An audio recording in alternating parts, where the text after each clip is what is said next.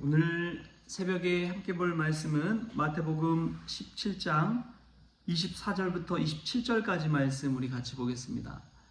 마태복음 17장 24절에서 27절까지의 말씀입니다. 가버나움에 이르니 반세계를 받는 자들이 베드로에게 나와 이르되 너의 선생은 반세계를 내지 아니하느냐? 이르되 내신다 하고 집에 들어가니 예수께서 먼저 이르시되 시몬아 내 생각은 어떠하냐? 세상 임금들이 누구에게 관세와 국세를 받느냐? 자기 아들에게냐 타인에게냐? 베드로가 이르되 타인에게니이다. 예수께서 이르시되 그렇다면 아들들은 세를 면하리라. 그러나 우리가 그들이 실족하지 않게 하기 위하여 내가 바다에 가서 낚시를 던져 먼저 오르는 고기를 가져 입을 열면 돈 한 세겔을 얻을 것이니 가져다가 나와 너를 위하여 주라 하시니라. 아멘. 할렐루야. 말씀에서 귀한 은혜가 저와 여러분에게 있기를 소망합니다. 여러분, 헨리 데이비 소로우라는 이름을 들어보신 적이 있습니까? 이 소로우가 썼던 유명한 책이 있지요. 월든이라는 책입니다. 이 소로우가 하버드를 나왔는데 이 월든이라는 호숫가에서 본인이 그냥 혼자 오두막을 짓고 살아가면서 자신이 쓴 그런 책이지요. 그 월든의 내용을 보면 얼마나 자유로운 생각을 가지고 있는지요. 그래서 어떤 이는 대학을 졸업하는 모든 이들에게 이 월든이라는 책 한 권씩 선물해주고 싶다. 그렇게 말할 정도로 정말 고전 중에 고전, 미국 문학에 있어서도 참 중요한 책이기도 합니다. 이 소로가 썼던 또 다른 책이 시민불복종이라는 책이 있습니다.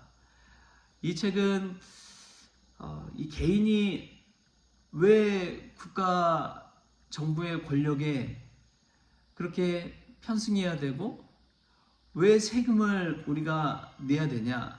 부도덕한 정부에 개인으로서 개인의 양심을 가지고 저항해야 된다라는 그런 이 정신을 책으로 써낸 것이지요. 그래서 이런 말을 하기도 합니다. 가장 좋은 정부는 가장 적게 다스리는 정부다. 가장 좋은 정부가 어떤 정부냐? 개인이 살아가면서 정부가 있는지조차 모를 정도로 그렇게 적게 영향력을 끼치는 정부가 가장 좋은 정부다라고 이야기하기도 합니다. 이 시민 불복종에 관한 이 정신은 나중에 이제 인도의 간디가 비폭력 저항 운동을 하는데도 좋은 영감을 얻게 하기도 하지요. 이 소로가 이야기한 것들을 한번 생각해 보면 왜 우리가 세금을 내야 되느냐?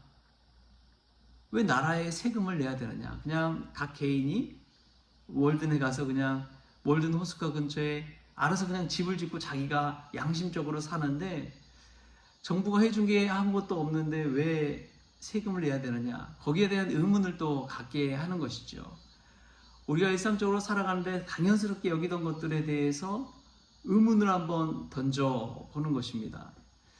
내가 왜 그런 일들을 해야 되는가? 남들이 다 세금을 낸다고 해서 내가 꼭 세금을 내야 되는가? 여기에 대해서 이제 의식을 가지고 생각을 가지고 하게 하는 것이 이 시민불복종 또 월든이라는 책을 읽다 보면 갖게 되는 의문입니다. 근데 오늘 예수님에게 세금에 관한 이야기가 나옵니다. 가버나움에 이제 예수님이 베드로와 이르셨는데 거기에서 이제 반세계를 받는 자들이 묻습니다. 너의 선생은 반세계를 내지 아니하느냐? 그 당시에 이제 반세계를 낸다는 것은 성전세를 의미합니다. 성전의 유지를 위해서 내는 세금이라는 것이죠. 율법적으로도 전통적으로도 보면은 20세 이상 남성 대상으로 6월절 절기 전까지 이 성전세를 납부해야 됐다고 합니다. 그 성전세가 반세겔이었대요. 예수님도 그렇고 베드로도 그렇고 적어도 이제 20세 이상 됐다는 것을 이것을 통해서도 우리가 알 수가 있는 것이죠. 그 당시에 또 세금을 걷는 이들이 있었죠. 이처럼 반세계 걷는 자들은 성전세를 걷는 이들이었고, 세리 마태처럼 국세를 걷는, 로마 제국에 내는 세금을 걷는 이들이 별도로 따로 있었다는 것입니다. 근데 그 당시 인식은 정말 달랐다고 합니다. 성전세를 내는 이들은 거룩한 헌신의 상징입니다. 하나님을 믿는 자로서 당연히 성전세를 내야 된다, 그런 인식이 팽배했고요. 이 세리들이 걷는 국세를 낸다, 이거는 매국노에 해당되는 그러한 일이었다라고, 그러한 인식이 완전히 달라지는 것이죠. 근데 예수님과 베드로가 있는데 그 성전세를 걷는 이들이 와서 너희 선생은 성전세를 내지 않느냐라고 묻는 것입니다. 근데 참 오늘 말씀에서 보면 우리가 참 베드로가 어떻게 이렇게 당연하게 이야기할 수 있었을까?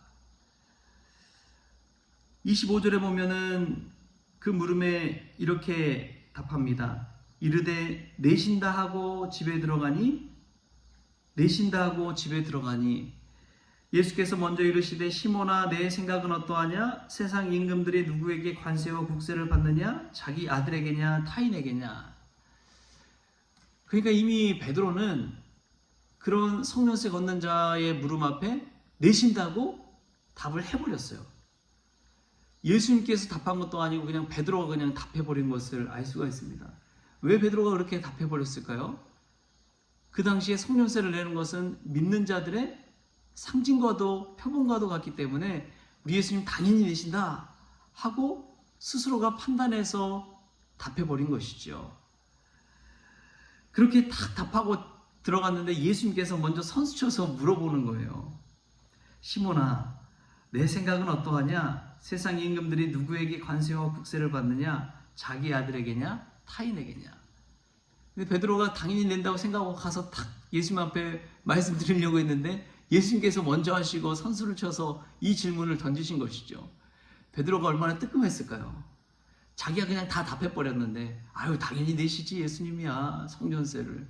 예수님 얼마나 믿음이 충만하신 분인데 성전세를 안 내겠냐. 그렇게 이제 말은 해놓고 가서 이제 예수님 앞에 말하려고 하니까 예수님 이 질문을 던지는 거예요. 이 질문을 듣고 얼마나 이 베드로의 마음이 뜨끔했을까요? 아유, 예수님 내신다고 말해버렸는데 이제 어떻게 해야 되나? 근데 예수님은 성전세를 내기 전에 베드로에게 깨우쳐 주고자 하는 마음이 있었던 것입니다. 이 국세를 왜 내야 되는지, 국세를 내는 자들은 어떤 자들인지 그것을 한번 생각해 보게 하는 것이죠. 이 물음 속에도 여러분 어떤 걸 깨달을 수 있습니까? 예수님이 베드로를 얼마나 사랑하시는지를 알 수가 있는 것입니다. 베드로가 엎질러 놓은 물, 그것을 예수님 나중에 기적과 같은 일을 통해서 수습해 주시잖아요. 수습은 해 주시지만 그 전에 먼저 베드로가 이 일을 통해서 생각해보고 깨닫기를 원하는 것이죠. 여러분, 사람은 생각하는 동물입니다. 자꾸만 생각해 봐야 돼요. 왜? 라는 질문을 던져야 됩니다. 그것을 잃어버릴 때 동물과도 다를 바가 없는 인생이 되는 것이죠.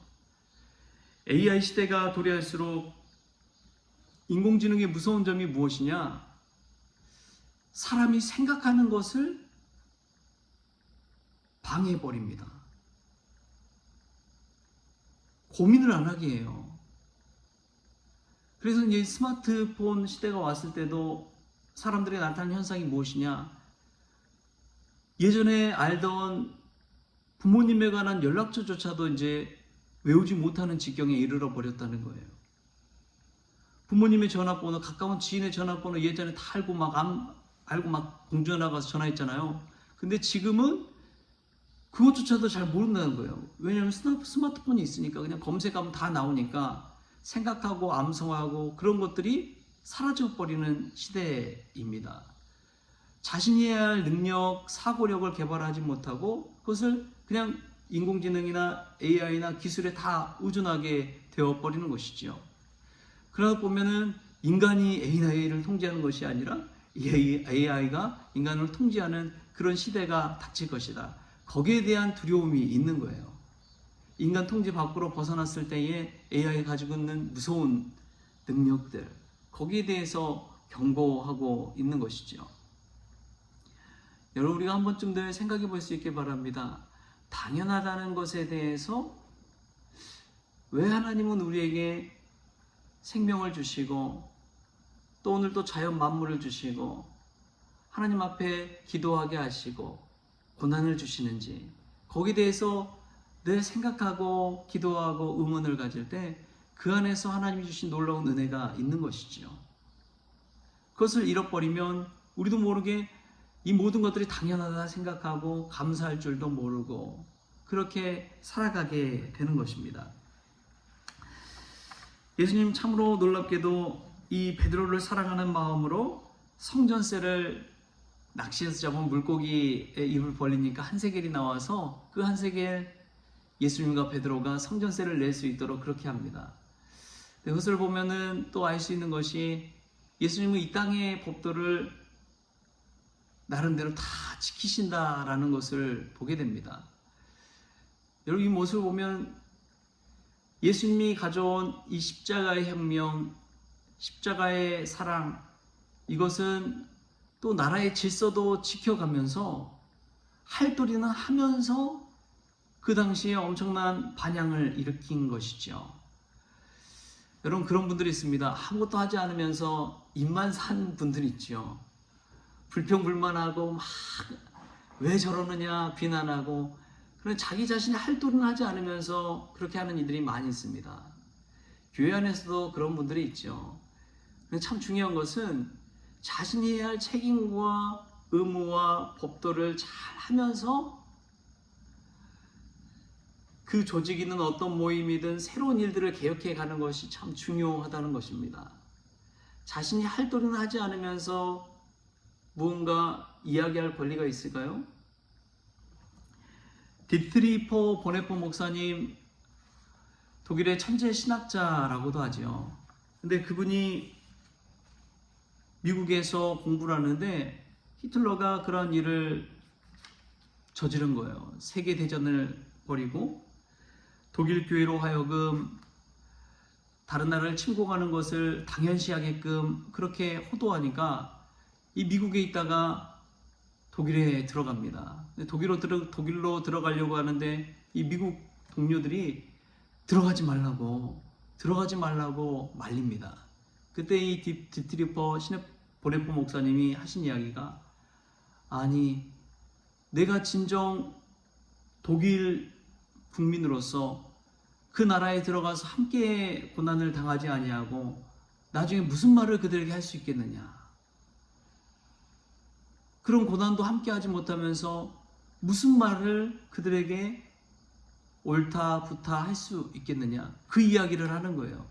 여러분, 이 마음가짐 속에서 느껴지는 것이 바로 그것입니다. 내가 할 책임과 의무와 도리는 다 하고 그 나중에 좋은 길이든 나쁜 길이든 의견을 개진할 수 있지 않겠느냐.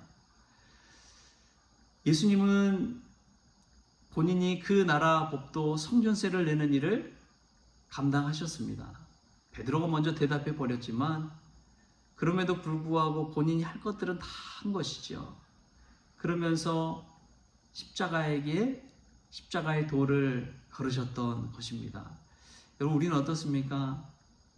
가정 안에서든 교회 안에서든 나라 안에서든 내가 할 책임과 의무는 다 하면서 다른 사람에게 크리스천이 되라고, 믿음 생활하라고, 예수님 믿어보라고, 여러분, 그러한 인생을 살고 있습니까? 오늘 말씀 속에서도 깨닫는 바가 있어서 우리가 당연히 해야 될 것들은 하면서 예수님에게 십자가의 길로 인도할 수 있는 그런 믿음의 성도들 될 수 있길 바랍니다. 우리가 실수하더라도 베드로의 실수를 예수님께서 다 다 수습해 주시고 성전세를 내신 것처럼 우리가 설령 실수하더라도 우리 주님은 우리의 모든 것 안아주시고 또 아울러 주시고 사랑해 주시고 또 수습해 주실 줄 믿습니다. 그런 믿음을 가지고 오늘 또 이 새벽 가운데 주님께 더 가까이 나아가는 저와 여러분 될 수 있기를 주신 예수님의 이름으로 축원합니다. 기도하겠습니다. 참 좋으신 하나님 감사합니다. 우리가 살아가면서 그냥 살아가는 것이 아니라 왜라는 의문을 던지면서 생각하는 그런 믿음의 삶을 살기를 원합니다. 왜 예수님을 믿어야 하고 왜 교회를 다녀야 하고 왜 신앙생활을 해야 되는지 생각해 보게 하여 주옵소서. 제자 베드로의 실수를 주님께서 수습해 주시고 그대로 갚아주신 것처럼 저희들을 사랑하여 주셔서 저희들의 실수도 용납해 주시는 주님의 사랑이 있다는 것을 늘 잊지 않게 하여 주옵소서. 예수님이 성전세를 내신 것처럼 그 당시에 의무와 책임을 다한 것을 보게 됩니다. 그러면서 십자가의 길로 십자가의 도로 나아가신 것처럼 우리도 가정에서 또 교회에서 나라에서 우리가 해야 할 책임과 의무를 다하게 하여 주옵소서. 그러면서도 십자가의 길로 인도할 수 있도록 저희들에게 믿음을 더하여 주옵소서. 감사하며 예수님의 이름으로 기도하옵나이다. 아멘. 우리 주님이 가르치신 기도로 오늘 새벽 기도를 마치겠습니다. 하늘에 계신 우리 아버지여, 이름이 거룩히 여김을 받으시오며 나라가 임하시오며 뜻이 하늘에서 이루어진 것 같이 땅에서도 이루어지이다. 오늘 우리에게 일용할 양식을 주시옵고 우리가 우리에게 죄진 자를 사하여 준 것 같이 우리 죄를 사하여 주시옵고 우리를 시험에 들게 하지 마시옵고 다만 악에서 구하시옵소서. 나라와 권세와 영광이 아버지께 영원히 있사옵나이다. 아멘.